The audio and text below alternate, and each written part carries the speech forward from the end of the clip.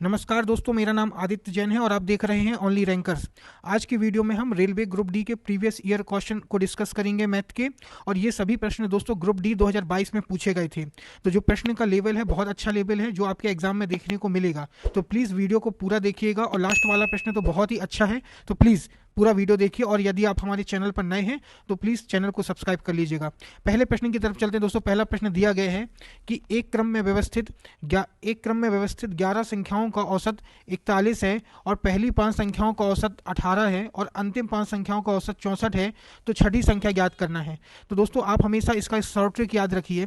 Short trick इसकी ये है कि जब भी यदि क्रमगत संख्याएं दी गई हों, कैसी संख्या दोस्तों, क्रमगत संख्याएं दी गई हों, तो हमेशा जो एवरेज होता है वो बीच की संख्या होता है। कहने का मतलब ये है कि मान लीजिए कि यहाँ पे 3 संख्याएं हैं, पहली, दूसरी और तीसरी, तो इसमें जो एवरेज होगा दोस्तों वो बीच की संख्या यानी कि दूसरी संख्या होगा। तो प्रश्न में 11 संख्याएं दी हैं दोस्तों, तो 11 संख्याएं लिख लीजिए, 1 2 3 4 5 6 7 8 9 10 11, ठीक है ना।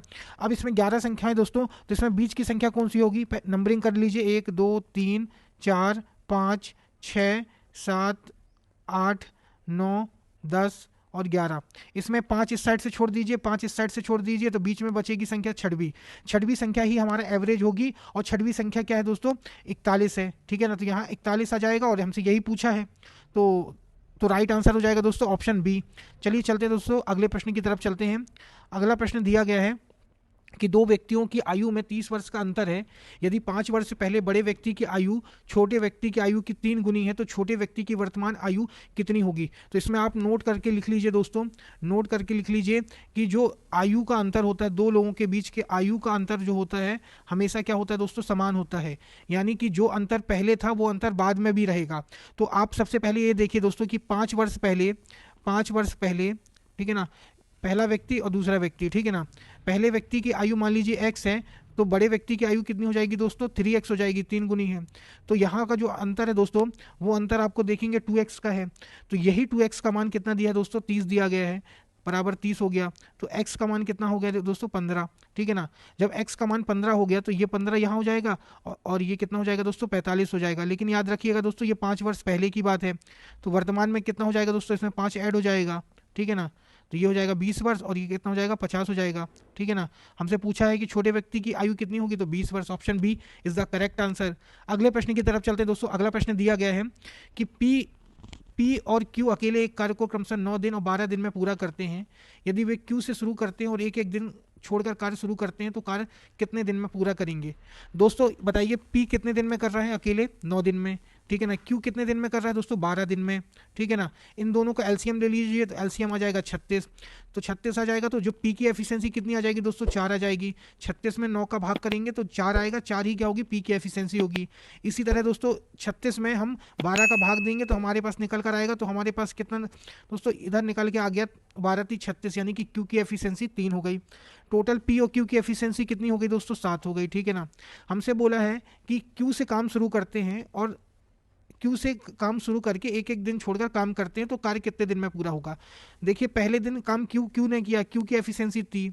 दूसरे दिन किसने किया दोस्तों, पी ने किया, उसकी एफिशिएंसी 4, फिर 3, फिर 4, फिर 3, फिर 4, इस तरह चलता जाएगा। तो आप देखिए दोस्तों, तो ऐसे कितने दिन तक चलता रहेगा दोस्तों। आप इसको करने का, एक सॉल्व करने का सबसे अच्छा तरीका ये है कि आप ये देखिए, इसको यहाँ लिख लीजिए कि इन दोनों की एफिशिएंसी कितनी हो गई है, इन दोनों की एफिशिएंसी हो गई 7। हमको काम कराना है 36, तो 7 का गुणा पहले 5 से करोगे तो हमारे पास कितना आ गया, 35। यानी कि 5 पी और क्यू मिलके 5 दिन में 35 काम कर लिए। लेकिन दोस्तों ये दोनों अल्टरनेट दिन में काम कर रहे हैं, तो 5 दिन नहीं लेंगे, ये कितना दिन लेंगे, इसका डबल लेंगे, यानी कि 10 दिन लेंगे। 10 दिन में तो 35 काम हो गया, ठीक है ना। अब बचा काम, कितना काम बचा दोस्तों, काम बचा 1।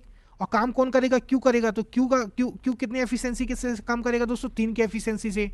तो ये अपने पास आंसर आ गया 10 + 1/3। इसको सॉल्व करेंगे दोस्तों तो 31/3 आ जाएगा, यानी कि answer option B is the correct answer. चलिए चलते हैं अगले प्रश्न की तरफ चलते हैं दोस्तों। अगला प्रश्न दिया गया है कि 1 वर्ष पूर्व साकित और तिलक की आयु का अनुपात 5:6 है। 4 वर्ष बाद यह अनुपात 6:7 हो जाएगा। तो साकित की वर्तमान आयु ज्ञात कीजिए।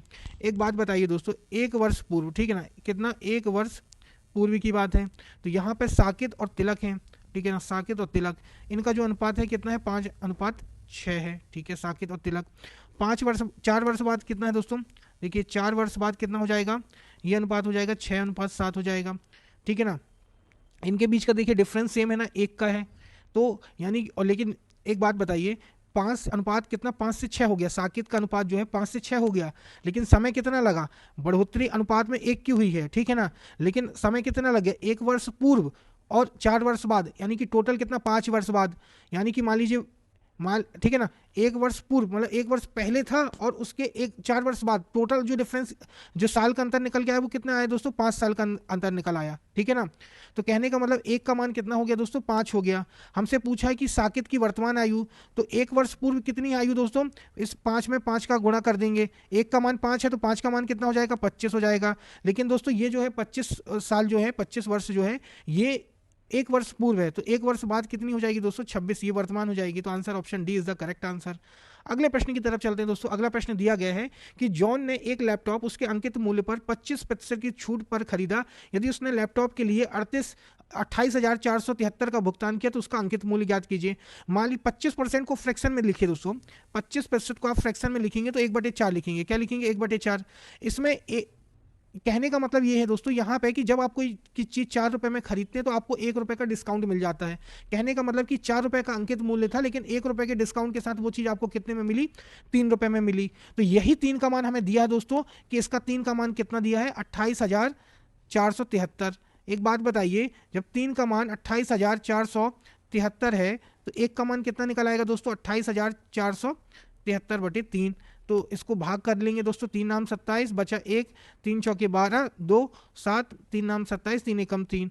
ये हमारे पास 1 का मान आया। पूछा है अंकित मूल्य, यही 4 का मान निकालना है, तो हमको 4 का गुणा कर देंगे तो 4 का मान निकल आएगा। तो 4 एकम 4, 4 नाम 36 की 6, हाँ इसकी 3। यहाँ से अभी आप देख सकते हैं 64, जिसमें आखिरी 64 होगा तो इसका आंसर हो जाएगा।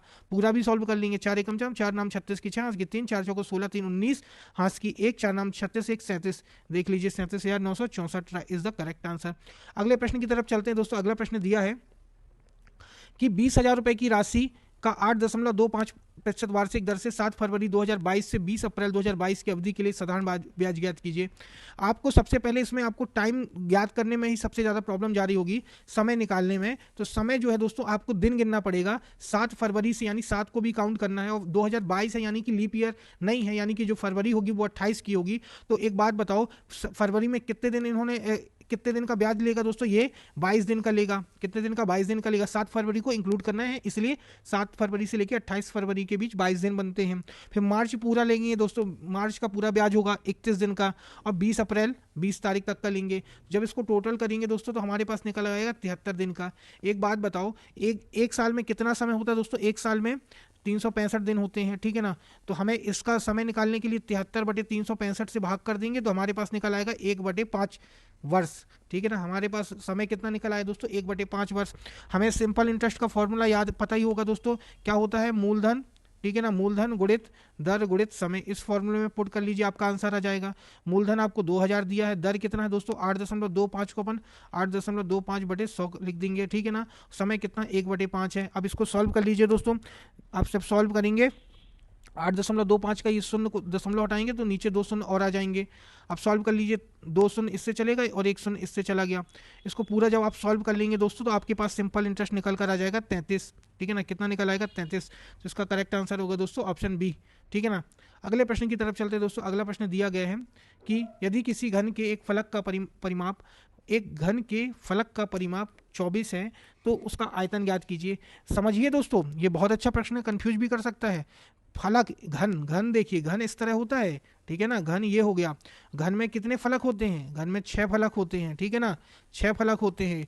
और प्रत्येक फलक जो होता है दोस्तों वो वर्गाकार होता है, ठीक है ना, वर्गाकार होता है। तो जो एक फलक है, एक साइड का फलक है, यानी कि जो वर्गाकार साइज है एक, उसका परिमाप 24 दिया है। तो यहाँ पे एक बात बताइए मेरे को कि मान लीजिए कि भुजा ए है तो इसका परिमाप कितना हो जाएगा, एक फलक का परिमाप कितना हो जाएगा दोस्तों, एक फलक का परिमाप हो जाएगा यहाँ पे, एक फलक का परिमाप हो जाएगा दोस्तों 4a हो जाएगा, ठीक है ना। तो a का मान यहाँ से 4a हो गया और 4a का मान हमें प्रश्न में दिया दोस्तों 24। इस 24 पुट कर देंगे तो a का मान निकल आया 6। हमसे पूछा घन, उसका घन का आयतन पूछा, तो घन का आयतन जो होता है दोस्तों, घन का आयतन होता है भुजा का स्क्वायर यानी भुजा का क्यूब यानी कि 6 का क्यूब, 6 का क्यूब क्या होता है दोस्तों 216 is the correct answer option D.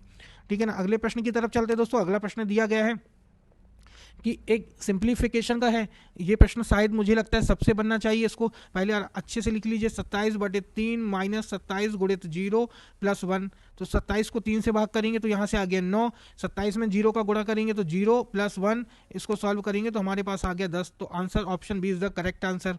अगले प्रश्न की तरफ चलते हैं दोस्तों। अगला प्रश्न क्या है, ये बहुत ही शानदार प्रश्न है दोस्तों, बहुत अच्छा प्रश्न है। मैं इसी प्रश्न का वेट कर रहा था और चलिए चलते हैं दोस्तों, इस प्रश्न को सॉल्व करते हैं।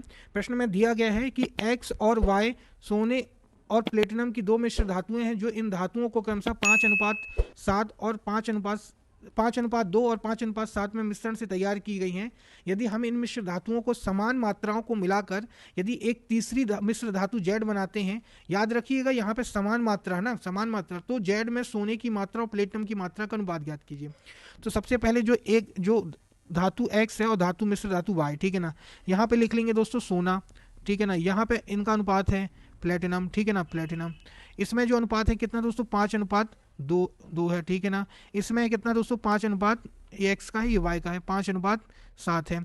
तो एक बात बताइए दोस्तों, इनका सबसे पहले हम दोस्तों देखिए, इसका इनका टोटल सम कितना होता है 7 होता है, इसका टोटल कितना होता है 12 होता है।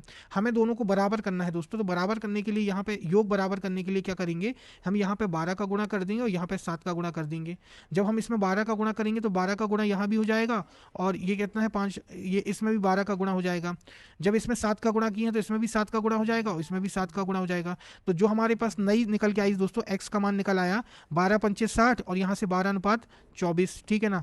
7×5 = 35, वाई का मान निकल आया 35, ठीक है ना, सोने का। और यहाँ पे ये कितना आ गया दोस्तों 7×7 = 49। हम जब इनको जोड़ देंगे जो नई मिश्र धातु बनेगी, 60×35 कितना हो गया 95 और 49×24 कितना हो गया 73। तो 95:73 is the correct answer option D. तो बहुत अच्छा प्रश्न था दोस्तों, उम्मीद करूंगा कि आप लोगों को समझ आया होगा। हम अगली वीडियो कल अपलोड करेंगे। यदि आप लोग आखिरी तक वीडियो को देख रहे हैं तो प्लीज़ वीडियो को लाइक कर लीजिएगा और चैनल को सब्सक्राइब कर लीजिएगा। धन्यवाद।